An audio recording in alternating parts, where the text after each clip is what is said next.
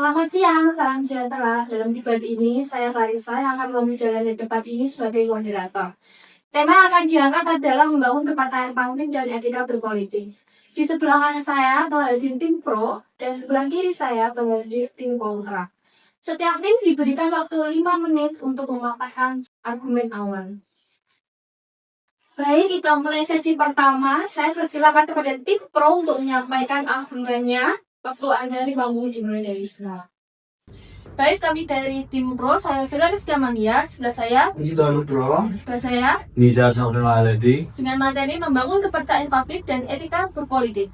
Politik pada dasarnya adalah amalan rakyat, tanpa etika kekuasaan, kehilangan hak moralnya untuk memimpin. Pemimpin yang mengabaikan nilai-nilai kejujuran dan integritas mungkin bisa menang secara legal, namun mereka akan kehilangan legitimasi sosiologis di mata publik. Ketika rakyat tidak lagi memandang pemimpinnya sebagai figur yang etis, maka setiap kebijakan akan disambut dengan kecurigaan yang akhirnya memicu ketidakstabilan politik dan sosial. Dalam politik, kompetisi seringkali menjadi sangat tajam. Etika politik berfungsi sebagai aturan main. Jika politisi mengandalkan segala cara seperti menggunakan politik identitas atau fitnah demi kemenangan, maka luka sosial yang ditimbulkan akan bertahan jauh lebih lama daripada masa jabatan itu sendiri. Oleh karena itu, menjaga kohesi sosial dan persatuan bangsa dari ancaman polarisasi ekstrim. Secara pragmatis, politik yang beretika justru jauh lebih efisien. Ketika sebuah pemerintahan memiliki standar etika yang tinggi seperti transparansi dan akuntabilitas, tingkat kepercayaan publik akan meningkat. Kepercayaan ini adalah pelumas bagi pembangunan masyarakat akan lebih sukarela membayar pajak, mematuhi hukum, dan berpartisipasi dalam program-program negara. Etika politik yang mengedepankan kesantunan dan saling menghargai dalam setiap interaksi publik. Hal ini memperkuat modal sosial bangsa, di mana perbedaan pendapat dipandang sebagai kaya intelektual untuk menemukan solusi terbaik. Praktik politik yang bermartabat memberikan inspirasi bagi seluruh warga negara untuk senantiasa mengedepankan nilai-nilai luhur dalam membangun peradaban yang maju dan disegani. Terima kasih tim pro atas pemaparan argumennya. Selanjutnya saya persilakan untuk tim kontra untuk menyampaikan argumennya. Waktu Anda 5 menit dimulai dari sekarang. Perkenalkan, kami dari tim kontra. Nama saya Alfian Tergiansa. Sebelah saya Lutfi Balasari. Selanjutnya saya Sagaiman Bahagian. Sini kami akan menyampaikan argumen kami untuk pernyataan pembuka terkait tema membangun kepercayaan publik dan etika politik. Tugas utama politik adalah pencapaian hasil yang nyata dan stabilitas nasional melalui kepastian hukum, bukan melalui perdebatan etika yang seringkali bersifat subjektif dan multitafsir. Oleh karena itu, menjadikan etika sebagai pilar utama justru akan menciptakan ketidakpastian.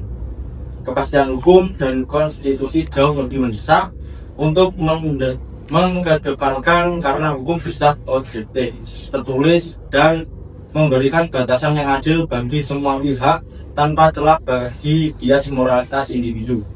Keberhasilan seorang politisi tidak seharusnya diukur dari sekedar citra, kesantunan, atau integritas persoalannya, melainkan dari efektivitas kebijakan yang ia hasilkan, apakah ekonomi bertumbuh, apakah keamanan terjaga, dan apakah kebutuhan dasar rakyat terpenuhi. Fokus yang berlebihan pada etika seringkali terjebak pada politik pencitraan atau gimmick. Harusnya lebih membutuhkan sistem pengawasan institusional yang ketat dan keberanian untuk melakukan kompromi politik demi mencegah kelumpuhan pemerintah. Selanjutnya, argumen kami terkait prioritas pada efektivitas dan hasil yang nyata, yaitu politik pada dasarnya adalah instrumen untuk mencapai tujuan negara yang konkret, seperti pertumbuhan ekonomi, keamanan nasional, dan kesejahteraan rakyat.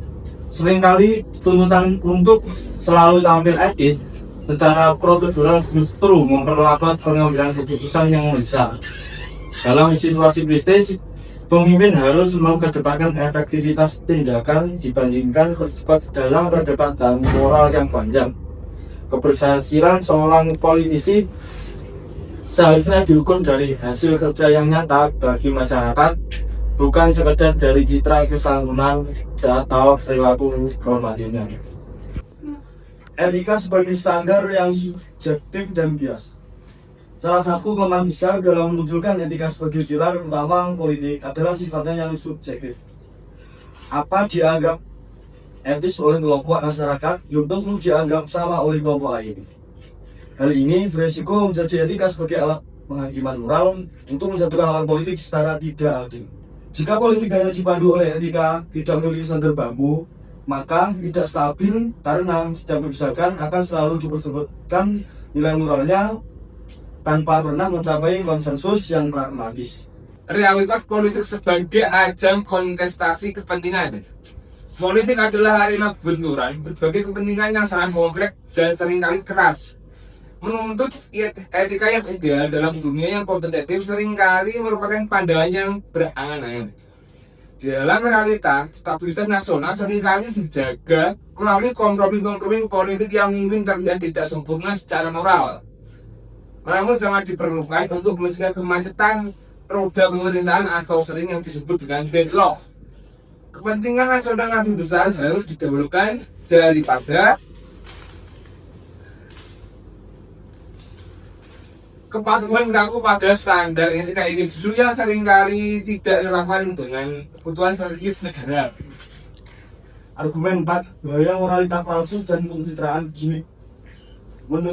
Menunjukkan etika dalam politik seringkali justru membuka pintu bagi kemunafikan dan pencitraan atau gimmick politik.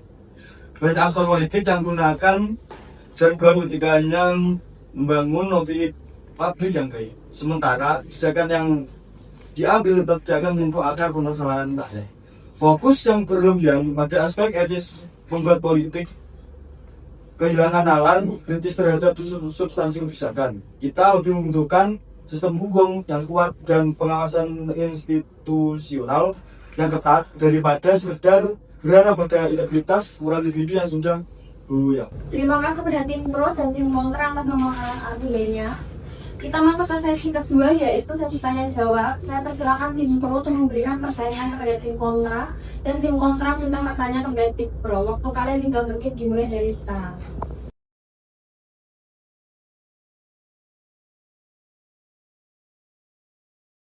Pertanyaan kami, tanpa etika sebagai panduan, bukankah sistem politik akan dieliminasi dan hanya menjadikan perebutan kekuasaan yang liar?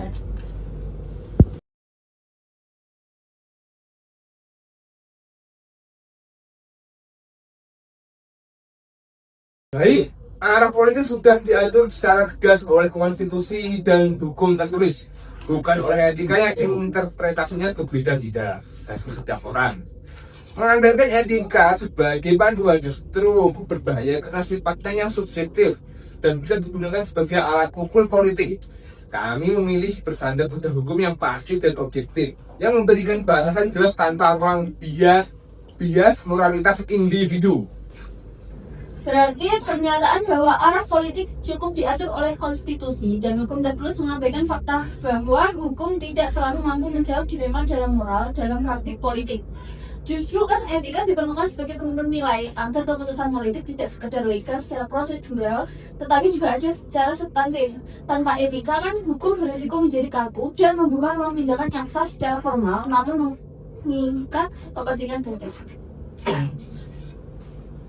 Etika memang penting, tetapi proses politik tidak bisa objektif hanya mengandalkan etika. Karena etika bersifat subjektif dan dipengaruhi kepentingan, objektivitas, membutuhkan hubungan aturan hukum, transparansi, dan mekanisme pengawasan. Bukan etika sebagai satu-satunya dasar. Kayaknya sudah cukup, saya persilakan tim kontra memberikan pertanyaan kepada tim pro.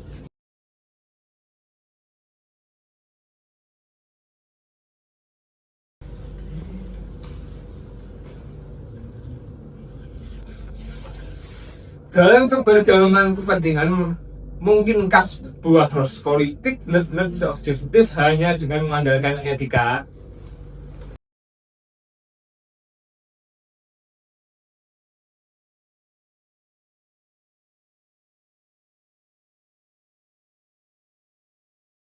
Baik, sangat mungkin justru etika adalah satu-satunya alat navigasi yang kemungkinan objektivitas tetap terjaga. Dengan menempatkan nilai kemanusiaan dan kebenaran atas segala-galanya. Etika memastikan bahwa setiap kebijakan tidak memihak pada golongan tertentu, melainkan mengakomodasi kepentingan bersama secara adil, sehingga harmoni sosial tetap terjaga melalui proses politik yang bersih. Nah, kan kita tahu etika itu memang baik, namun tidak dapat dijadikan dasar utama karena sifatnya yang subjektif.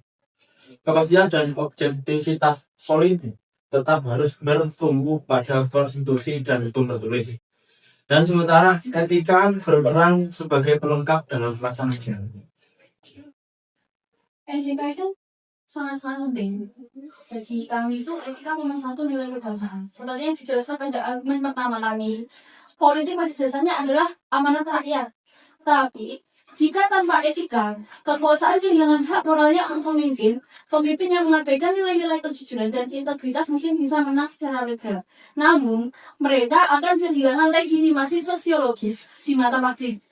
Jadi, etika itu sumber legitimasi moral kepemimpinan.